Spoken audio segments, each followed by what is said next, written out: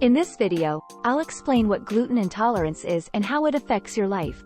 So, signs of gluten sensitivity and effects of gluten sensitivity.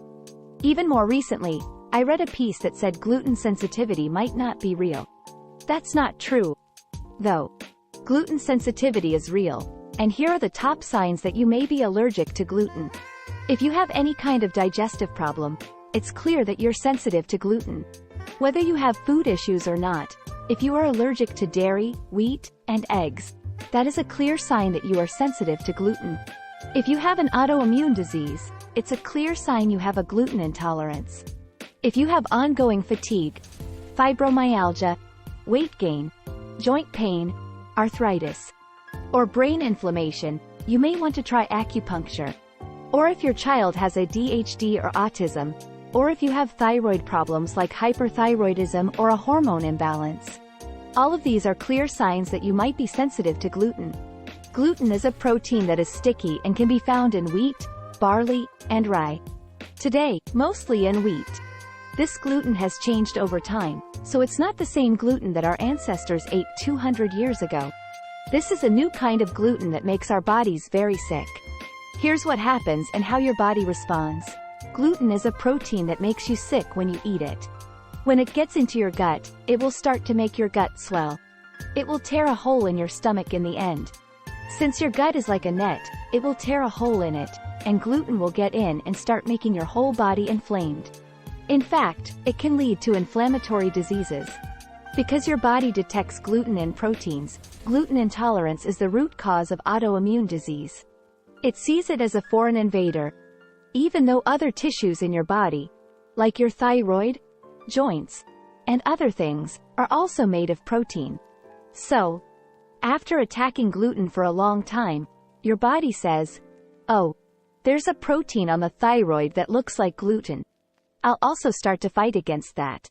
So that's why Hashimoto's thyroiditis, rheumatoid arthritis, Alzheimer's disease, and a number of other health problems have been linked to gluten sensitivity.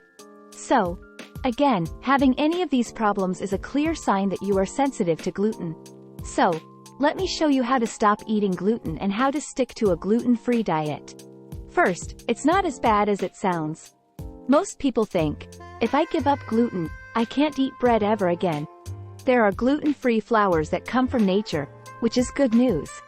Coconut flour, almond flour, and sprouted spelt flour are some of my favorite types of flour.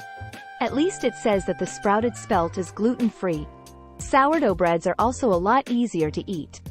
You won't be able to eat bread again. You should only eat them in small amounts. But you should try as hard as you can to cut down on or stop eating gluten altogether.